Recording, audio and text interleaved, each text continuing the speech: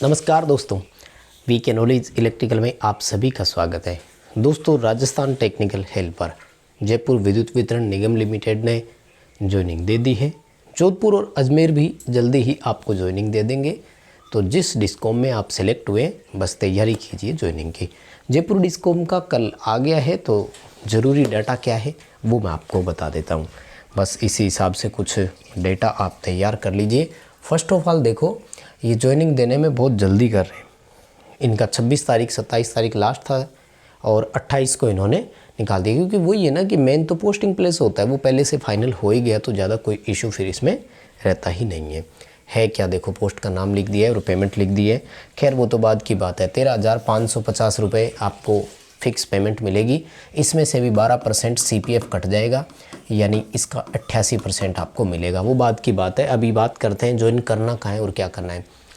SC office में join करना है आपको, जो आपके नाम आगे लिखा हुआ है, और वहाँ से SC साहब आपको भेजेंगे पोस्टिंग प्लेस जो AN आपने सेलेक्ट किया था वहाँ पर। यानी फर्स्ट ऑफ ऑल अपने सारे डॉक्यूमेंट लेकर आपको क्या करना है, SC ऑफिस में जाना है और SC ऑफिस आपको ज्वाइनिंग दे देंगे। जैसे मैं एक एग्जांपल दे देता हूँ। ये है अपने देखो देसराज मीना, इसको कहाँ मिला है, डाबलाना, AN डाबलाना मिला है, जो कि बूंदी ज़िले में है। तो सबसे पहले देसराज आपको SC superintending engineer O&M operation and maintenance, जो बूंदी जिला मुख्यालय पर बैठते हैं, वहाँ जाना है। वहाँ आपकी ज्वाइनिंग होगी। सारे ओरिजिनल डॉक्यूमेंट लेकर जाना है। वहाँ से आपको आगे फर्दर पोस्टिंग मिल जाएगी। बात आती है कि गुरुजी डॉक्यूमेंट्स क्या क्या लेकर जाने हैं। अच्छा, बहुत सारे बच्चों को तो ये पता ही नहीं कि ज्वाइनिंग की लास्ट डेट कितनी है, कि कुछ लिखा हुआ है 20 मार्च लास्ट डेट है। मैं बता दूं आपको, 20 मार्च 2023 लास्ट डेट है। तो इससे पहले पहले आपको ज्वाइनिंग करनी है। लेकिन मैं आपको बता दूं, किसी भी कारणवश से भैया आपकी ज्वाइनिंग लेट नहीं होनी चाहिए। जैसे तैसे जो हो सकता है साम दाम दंड में जितना जल्दी ज्वाइनिंग कीजिए। कोई भी इससे बड़ा इंपॉर्टेंट काम ही नहीं है, मैं कह रहा हूँ। और अगर आप उस काम को पहले कर रहे हैं, इसको छोड़ रहे हैं ना, मैं कह रहा हूँ कि आपसे बड़ा बेवकूफ़ कोई नहीं होगा। इसलिए फटाफट डॉक्यूमेंट तैयार करो और भैया ज्वाइनिंग करने के लिए निकल पड़ो, क्योंकि मुख्य धारा में जुड़ जाते हो आप। पता है ज्वाइनिंग कितना इंपॉर्टेंस रखती है। ठीक है, 2 वर्ष का प्रोबेशन पीरियड है। प्रोबेशन पीरियड कंप्लीट होने के बाद आपको लेवल 4 19,200 रुपये की बेसिक पे से रखा जाएगा। वो बात बता रहा है। मैं आपको बताता हूँ जो मेन ज़रूरी चीज़ें हैं ना, वो क्या है ना। आपको कुल ये 5-6 पॉइंट मैं आपको बता रहा हूँ, ठीक है, जो ज़रूरी है मेरे से, जो आप पूछना चाह रहे हैं, मुझे पता है।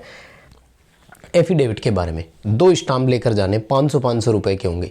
एक तो आपको खुद को लेकर जाना है, खुद के नाम से, कि मैं ये नौकरी छोड़ूंगा नहीं, अगर छोड़ता हूँ तो सारी लाइबिलिटी मेरी है, जिम्मेदारी मेरी है। एक आपको गारंटी लेकर जानी है, श्योरिटी बॉन्ड बोलते हैं, जो आपको देगा। कौन होना चाहिए, देखो मैं आपको बताऊँ, 3600 ग्रेड पे से ऊपर का कोई भी हो, यानी 3600 या इससे ऊपर का कोई भी हो। गजटेड ऑफिसर मिले तो सबसे बढ़िया बात, नहीं मिले तो छोटे से भी लिखवा सकते हो, लेकिन उनके हायर ऑफिसर से। 2 ऑप्शन है, मैं बताता हूँ, देसी भाषा में बोलकर बताता हूँ। स्कूल का हेडमास्टर मिल जाए, सबसे बढ़िया। डॉक्टर मिल जाए, दी बेस्ट। स्कूल का लेक्चरर मिल जाए 11वीं 12वीं का, बहुत ही बढ़िया है। कॉलेज के लेक्चरर मिल जाए, बहुत ही बढ़िया है। अब दूसरी पोस्ट पर कोई भी मिल जाए, जैसे JN मिल जाता है कहीं डिस्कॉम में, तो वो भी चलेगा। जैसे कहीं UDC मिल जाते हैं आपको, वो भी चलेंगे। जैसे कोई टेक्नीशियन मिल जाता है आपको, जिसका ग्रेड पे अभी 3600 या इससे ऊपर हो। लेकिन ध्यान रखना है, यहाँ पर क्या करना होगा कि उनके कंट्रोलिंग ऑफिसर की सील और लगवानी पड़ेगी। यानी कोई UDC आपको बना करके दे देता है, अगर 3600 या ऊपर उसका ग्रेड पे है, तो UDC के जो कंट्रोलिंग ऑफिसर है वो नीचे सील लगाएंगे, वो अपना सिग्नेचर और करेंगे तो चल जाएगा। और डॉक्टर और से बनवाओगे तो किसी का सील नहीं लगवाना। फॉर्मेट इन्होंने दिया हुआ है। तो कौन कौन से फॉर्मेट है, दोबारा देखो। 500 रुपये का बॉन्ड स्टूडेंट खुद के नाम से लेकर जाएगा कि मैं छोड़ूंगा नहीं, परफॉर्मा साथ में दिया हुआ है। दूसरा 500 रुपये का बॉन्ड श्योरिटी के लिए लेकर जाना है। कौन होना चाहिए, नाम ले लेकर बता चुका हूँ, शायद रिपीट करने की ज़रूरत नहीं है। उसके बाद में एक मेडिकल सर्टिफिकेट लेकर जाना है। लेकिन ध्यान रखना, मेडिकल सर्टिफिकेट में आपका CMHO होता है ना, chief medical head quarter officers, जिला मुख्यालय पर जो बैठते हैं, उनके साइन होने चाहिए। छोटे मोटे डॉक्टर से काम नहीं चलेगा। लेकिन बनवा करके आपको डॉक्टर से ही लेकर जाना है, बट आपको जिला मुख्यालय में जाकर सील लगवानी है। ये बड़ा इंपॉर्टेंट है, ठीक है ना। PMO कोई हो, कोई दिक्कत नहीं है, ठीक है। और उसके बाद में आपको पुलिस वेरिफिकेशन बनवा कर लेकर जाना है, जो कि पुलिस अधीक्षक जी की सील लगी हुई होनी चाहिए। जैसे मान लो कोई सूरतगढ़ का बच्चा है तो सूरतगढ़ जो उनका पुलिस थाना लगता है वहाँ से बनेगी, लेकिन पुलिस अधीक्षक सुपरिटेंडेंट ऑफ पुलिस की सील लगी हुई होनी चाहिए। यानी अब कोई भी काम लोकल लेवल वाले नहीं चलेंगे। समझ गए? दोबारा सुन लो, सारे पॉइंट क्लियर करता जा रहा हूँ। किसी को कोई समस्या है क्या? दोबारा सुन लो सारा। किसी सरकारी हॉस्पिटल में बनवा लेना मेडिकल सर्टिफिकेट, लेकिन जिला मुख्यालय के में जो CMHO है उनकी सील लगनी ज़रूरी है, मुहर लगनी ज़रूरी है। पुलिस वेरिफिकेशन जो आपका थाना लगता है वहाँ से बनवा लेना, लेकिन सुपरिटेंडेंट ऑफ पुलिस, पुलिस अधीक्षक शॉर्ट में जिनको SP बोलते हैं, की सील और सिग्नेचर होने ज़रूरी है। इनके सील और सिग्नेचर के बिना काम नहीं चलेगा, बहुत बड़ी समस्या हो जाएगी। 500 रुपये का एफिडेविट लेकर जाना है। कोई भी PSU में काम कर रहा हो चलेगा, स्टेट गवर्नमेंट का एम्प्लॉय चलेगा, सेंट्रल गवर्नमेंट का एम्प्लॉय चलेगा। अगर वो अधिकारी की श्रेणी में आते हैं तो कोई काउंटर साइन नहीं करवाना, लेकिन अगर वो अभी भी नॉन गजटेड एम्प्लॉय की श्रेणी में आते हैं लेकिन ग्रेड पे 3600 या इससे ऊपर है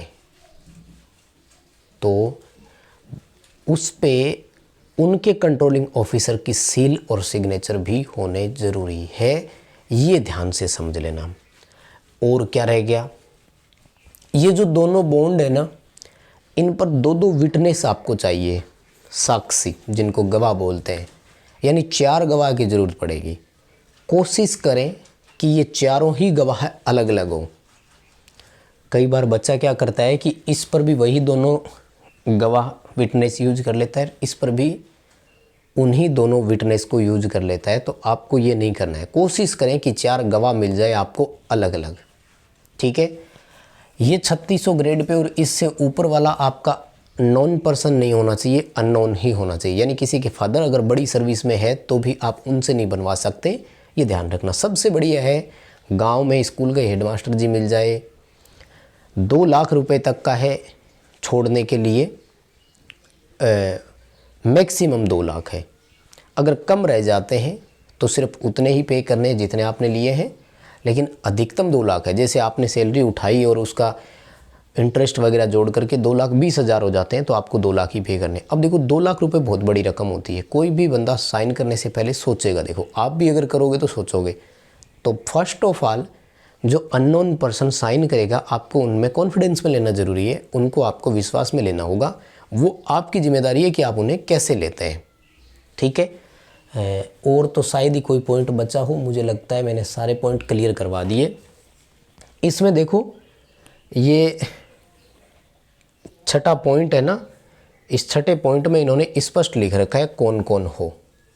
बाकी व्यवस्था आप अपने हिसाब से कर लेना भैया। इसमें देखो at the time of joining duty, ठीक है, कैंडिडेट को एक श्योरिटी बॉन्ड लेकर आना है। अब यहाँ से सुनो, ये रहा, गजटेड ऑफिसर हो सकता है या कोई और अधिकारी हो सकता है। देखो और यानी ऑफिशियल लिखा है इसने, सेंट्रल गवर्नमेंट का हो सकता है, स्टेट गवर्नमेंट का हो सकता है, पावर सेक्टर कंपनी का हो सकता है, किसी PSU का हो सकता है, पब्लिक सेक्टर अंडरटेकिंग जो राजस्थान सरकार का हो। तो जैसे ये वितरण, उत्पादन, प्रसारण, ये राजस्थान की PSU में ही आते हैं, तो आप जो है वो इनसे बनवा सकते हैं। लेकिन ये देखो ये रहा, in case of surety bond is signed by any non gazetted official, non gazetted अधिकारी या कर्मचारी के द्वारा बनाया जाता है तो उसके सिग्नेचर को उसके कंट्रोलिंग ऑफिसर से साइन किया हुआ होना चाहिए। इसे काउंटर साइन बोलते हैं, ठीक है। बाकी ये 2 लाख भरने हैं, ये तो बकवास है, कोई दिक्कत नहीं है। नौकरी लगने के बाद कोई क्यों छोड़ेगा, ठीक है। इतना ही है। ओरिजिनल डॉक्यूमेंट सारे लेकर जाने, जाति प्रमाण पत्र, मूल निवास, ओरिजिनल ID, ये वो सब लेकर जाने, मेन यही है। और इनका फॉर्मेट आपको साथ में दिया हुआ है, एज इट इज़ बोलना। ई मित्र वाले सब जानते हैं, या वो जो भी है, तो आपको बिल्कुल दिए गए फॉर्मेट में ही वो सारी चीज़ें बना करके दे देंगे। अब मुझे नहीं लगता कि और इस बाद में कोई फ़ोन करने की ज़रूरत पड़ेगी क्या, क्योंकि कल से इतने सारे फ़ोन आए हैं कि हम भी फिर देखो इरिटेट हो जाते हैं, क्योंकि एक ही सवाल आप बार बार पूछते हैं। एक मैं ही हूँ जो आपको इस भर्ती से जुड़ी हर चीज़ पर अपडेट दे रहा हूँ। बाकी आपको भी पता है कि सब लोगों ने दूरी बना ली है, ठीक है। तो फ़र्ज़ आपका बनता है ये वीडियो अपने दोस्तों तक पहुँचाने का। लाइक तो करना पड़ेगा और कोई ऑप्शन ही नहीं है। बहुत धन्यवाद।